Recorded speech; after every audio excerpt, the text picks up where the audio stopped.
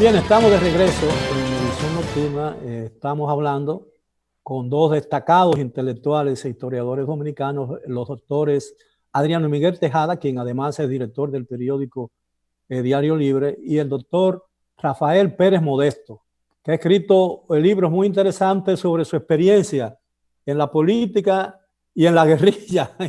Doctor, yo incluso prologué un libro del doctor Pérez Modesto, así que tengo con él mucha experiencia, hemos vivido experiencias similares, ¿no? Yo le preguntaba a mis distinguidos invitados esta noche, ¿cuáles consideraban que había sido el más difícil de los procesos electorales que hemos tenido desde que nacimos o renacimos a la democracia en 1966, y esa fue la fecha en que nacimos a la democracia, ¿no?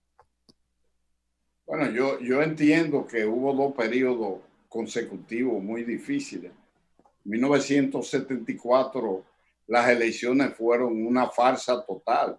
O sea, Balaguer prácticamente fue solo a las elecciones porque faltando apenas 2 días, el sector de la oposición... El acuerdo de Santiago. Sí, el acuerdo de Santiago, que incluía el PRD, el Movimiento Popular Dominicano y el PQD, me parece. Sí, así es. Wessing era candidato a la vicepresidencia. Sí, y el Partido Revolucionario Social Cristiano también formaba parte, claro, de ese frente. Se retiraron, faltando 2 días, por la hostilidad que había, los guardias tirados a la calle, creando desmanes, con armamento, con cinta roja. Fue una situación sumamente difícil. Y entonces, bueno, utilizó a un instrumento que se prestó ahí supuestamente a unas elecciones. Homero Lajara Burgos. Sí, correcto, Lajara Burgos. Pero si eso fue difícil, en el 78 se paralizó totalmente el proceso electoral ya avanzado y hubo una situación prácticamente de un golpe de Estado. Pues, como decía Miguel en su primera participación, es una diferencia muy grande. Pero en el año 94, que había un equilibrio de menos hostilidad, pero realmente los resultados electorales obligaron por condiciones internas y condiciones externas. El país estuvo al borde de una segunda guerra civil posterior al aniquilamiento, al justiciamiento de Trujillo.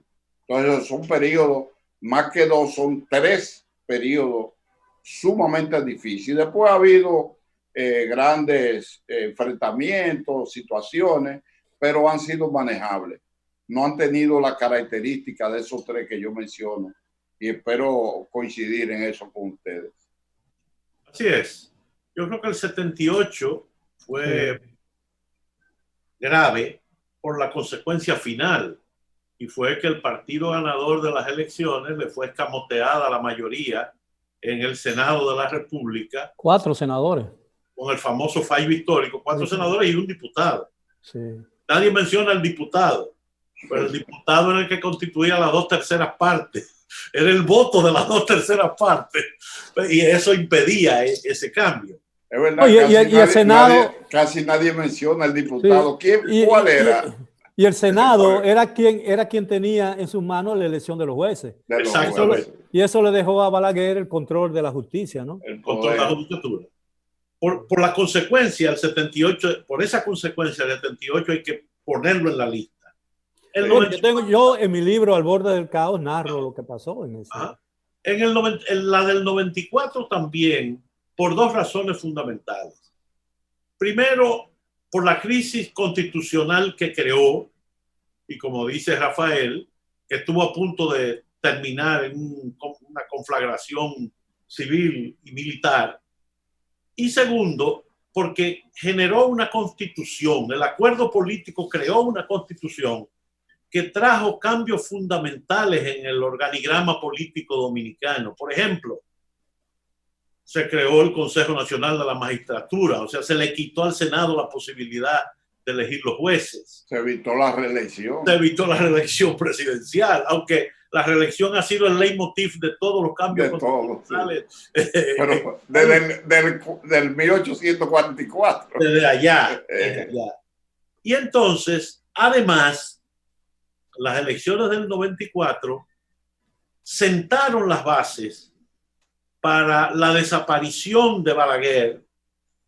Por razones obvias ya se quedó fuera después del periodo de 2 años. Y él dio paso al Partido de la Liberación Dominicana, que se estrenó en su primer periodo gubernativo con Leonel Fernández, y luego la alternabilidad de un solo periodo con el PRD de entonces, para caer entonces en lo que se podía llamar una era del PLD, que comienza en el 2004 con Leonel Fernández y sigue hasta el día de hoy, hasta el 16 de agosto de este año, por lo menos, se va a mantener. O sea que esas serían las dos por las implicaciones que han tenido. Y yo quería apuntar, volviendo a lo del síndrome del fraude, que hay que recordar que en el año 1962, aquí se votó con una cédula personal de identidad que se hacía maquinilla en las oficinas y se le ponía un retratico que a veces se tomaba al frente con un fotógrafo. Que desaparecía, la figura desaparecía a los 6 meses. Exactamente. Y esas elecciones se hicieron ahí y las ganó Bosch con el 59% de los votos. Y yo recuerdo que la foto la pegaban con un clip. Con un clip. Una grapa. Claro. Incluso cuando pasaba un accidente que a ti te tomaban la foto de la cédula, salía el clip. Sí. Pero ahí hubo la sorpresa. Algo ha cambiado. Algo ha cambiado. Doctor, entonces, pero ahí hubo la sorpresa de que la fuerza que representaba a los sectores más conservadores estaban unidos, la iglesia, parte de las Fuerzas Armadas, sectores extranjeros, que daban por seguro que iba a ganar un grupo, y hubo la sorpresa acumulada del triunfo de Bosch, que arrastró la población de más bajo nivel, la mayoría del pueblo llano, y por otra parte sectores de la corriente trujillista que aún permanecían en el país. Pues en ese tiempo, señor, la capital de la República tenía 400,000 habitantes. Sí, el país menos de 3 millones. El país de 3 millones, sí. Y la mayoría, casi el 80%, viviendo en la zona rural. Entonces, el gran cambio viene en el 70, cuando se introduce el registro electoral. Registro que todavía los partidos no aceptan, porque todos los días denuncian que alguien no puede votar. Claro.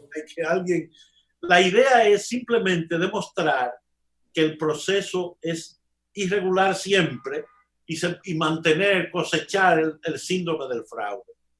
Después de ahí, la ley ha cambiado más que el cuento de Caperucita, con todas las cosas que se le han introducido. Hemos tenido juntas que lo hacen todo, junta dividida en dos, junta que administra las elecciones y hay un tribunal que lo hace aparte. Ahora hay 2 tribunales que fallan sobre las elecciones porque tenemos un tribunal superior electoral, pero y otro administrativo. Los electorales tienen que ir al tribunal superior administrativo, que son muchas cosas que nadie entiende. Y tenemos la acción ante el Tribunal Constitucional, que es otra entidad. Como lo que ustedes llaman los abogados, la judicialización de la política. La judicialización de la política. De la política, que es un tema muy complejo y muy complicado, ¿no? Ahora, la verdad es que es importante tener la esperanza de que el domingo la gente acuda nuevamente con tranquilidad a votar. La gente lo va a hacer. Y que se retire a su casa. Ahora me preocupa mucho una resolución de la Junta de último momento que establece que cuando sean las 5:30, es decir, media hora más tarde de la fecha en que se cierran las urnas, aquellos que todavía están en fila y no hayan podido votar a esa hora se le van a devolver la cédula y no podrán votar. Pero eso se produjo en marzo y en febrero. Bueno, pero yo creo que eso Eso generó muchísimas protestas, bueno, ¿no? Porque nadie tiene culpa. Vamos a poner que yo llegue a votar a las 3 de la tarde y todavía por una dilación, por el hecho de la observación estricta del protocolo de la Junta, no haya podido votar en 2 horas. Es decir, no se me puede negar ese derecho, porque no, yo he ido tranquila y civilizadamente a votar cumpliendo con un deber ciudadano. Entonces, la Junta, yo no entiendo esa terquedad de la Junta. No, eso no resiste un análisis. Una acción de constitucionalidad. Sí. A nadie que haya entregado su cédula para votar se le puede impedir que vote. Claro. Porque si hay un molote por lo que usted quiera. Ahora, usted llegó a las 5:30, usted está bien que no vote, porque a usted se le da un horario de votación. Claro. Pero si usted no se le acepta la cédula. Sí, pues claro. Pero si usted estaba en la fila y usted entregó su cédula y por cualquier razón dieron las 5:30 y usted no ha podido votar, esa no es su culpa. Así es. Así mismo. Usted estaba a la hora. Yo temo que no montás, que eso genere muchísimos conflictos el día de las elecciones en muchas mesas, ¿no? Y no solamente eso, sino que va a generar el clima innecesariamente que le facilite a los partidos decir que todos sus votantes se quedaron sin votar fuera y que por eso perdieron. Cosa que no es cierta, pero no hay forma de cómo probarlo. Yo creo que la Junta debe reconsiderar esa medida. Toda cédula que esté en manos de la mesa después de las 5 y antes de las 5:30 de la tarde tiene que votar. Así es. Ahora, ¿qué no se hizo a nivel del sistema electoral en este proceso que pudo haber ayudado a mejorarlo y evitar todas las confrontaciones que se han dado y evitar futuros inconvenientes en este proceso y en futuros procesos electorales? ¿Qué falta para mejorar la Junta Central Electoral como órgano electoral constitucional? Para mí, si tú me dijeras, o me permitieras decirlo, el punto básico es la enorme centralización de todas las tareas en la Junta Central Electoral. Debiera haber una mayor regionalización donde las tareas de organizar las elecciones reflejen las características de cada región. No es lo mismo organizar unas elecciones para una región montañosa que para un valle. No es lo mismo una gran ciudad como es Santo Domingo que pequeños pobladillos repartidos en la geografía. Eso por un lado. En segundo lugar, estas elecciones están matizadas por el fracaso del voto electrónico o automatizado, como se le quiso llamar. Por eso los partidos han aceptado los escáneres, porque saben que no hay otra forma de hacerlo. No se puede llevar en burro ya el conteo de las actas y todo eso. Las urnas y nada de eso. Que había que llevarle al hombro. Todavía hay que llevarla y entregarla. Que sí, ya por lo menos ya está todo automatizado y ya los resultados están en un acta firmada por los representantes políticos. Es decir, que cualquier situación que se presente al momento de llevarla puede ser objeto de discusiones jurídicas o sea, legales e institucionales. Pero hay que ser muy guapo para ser presidente de una mesa electoral y tener que estar a las 4 de la mañana en la Junta del Distrito entregando la valija con todo. Sí. Y eso es lo que pasa en todas las elecciones, por la centralización que existe ahora mismo. Entonces me parece que hay que pensar de nuevo la Junta Central Electoral. En España, por ejemplo, existen las juntas en las diferentes regiones que se encargan. Óyeme, son 5 o 6 personas. En vez de tener 5 jueces, entre comillas, de la Junta aquí, tenga 5 encargados regionales. Bueno, es que es un reino autonómico, ¿no? Sí, está bien. Pero nosotros somos bastante autónomos para lo que nos conviene. Y además la nueva constitución establece el proceso de regionalización. Lo que pasa es que nadie lo quiere aplicar. Pero ahora, el problema básico aquí fue el fracaso del voto automático. Si el voto automático hubiera salido bien, aquí no se estuvieran ni discutiendo todos estos temas. Porque, ¿por qué quieren los partidos que se alargue el horario de votación?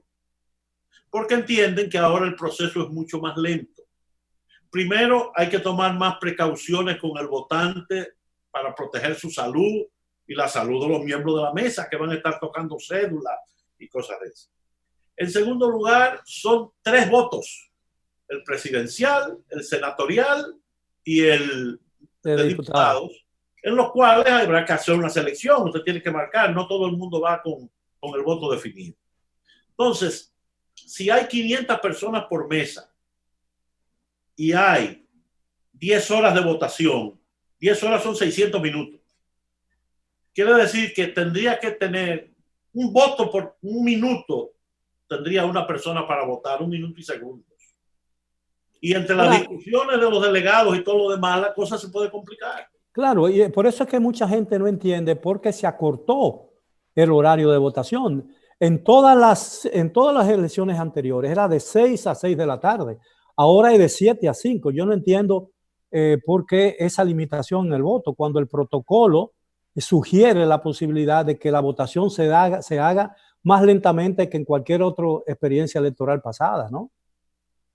Pero una última medida que le da oportunidad a todo el que participa en alianza, aunque sean partidos minúsculamente representativos, uno más, eso al tiempo que constituye un estorbo por la cantidad de gente que participa, porque van a estar vigilando y al mismo tiempo debatiendo y discutiendo. Sí. Tienen autoridad para eso, pero al mismo tiempo también afecta la situación de separación y aislamiento y protección de la ciudadanía que va a votar, que yo sé que va a estar cerca del estándar del 75%.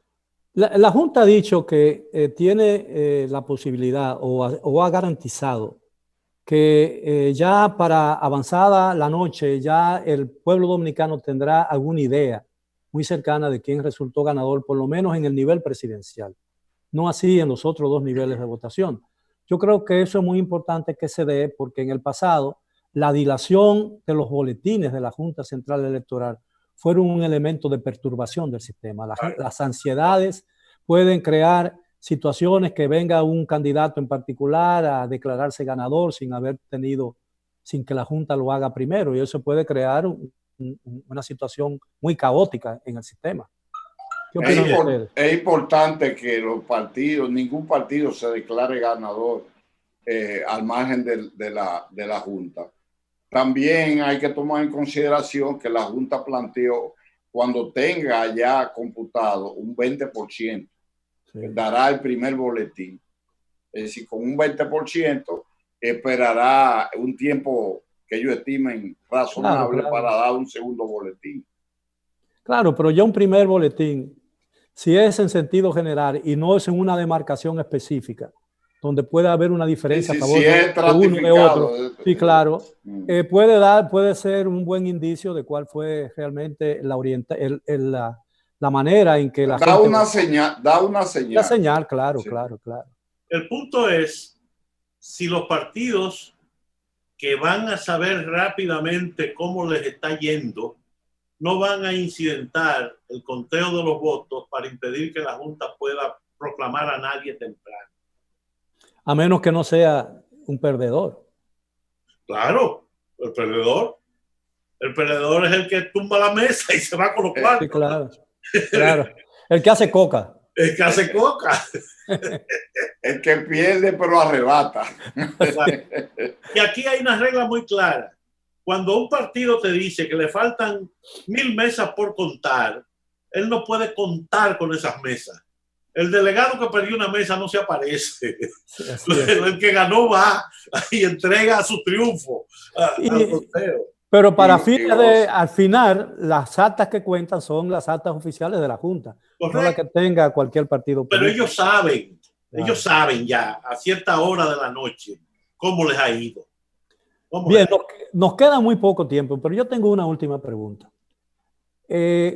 A lo largo de nuestra vasta experiencia electoral, ¿hemos aprendido algo?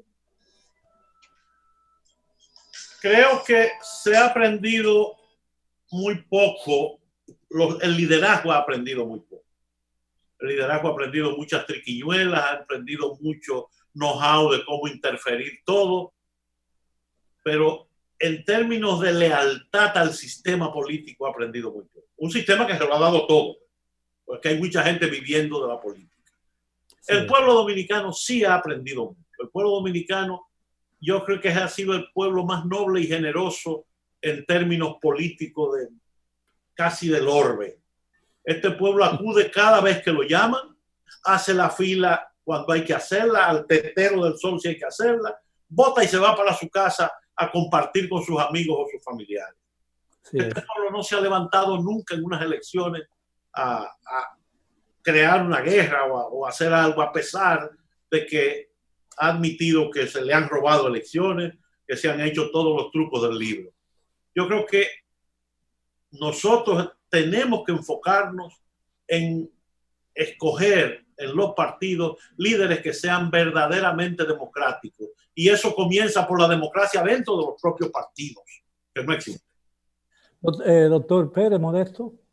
Sí, yo entiendo, estoy de acuerdo con ese razonamiento que hace Adriano, pero al mismo tiempo también yo creo que debe hacerse un esfuerzo de civilización a nivel tanto escolar como a nivel de barrio, que la población, es verdad lo que él dice y por eso estoy de acuerdo, pero en la medida que haya esa conciencia, no se perdonaría que ninguna fuerza política sea capaz de arrebatar la decisión de una población.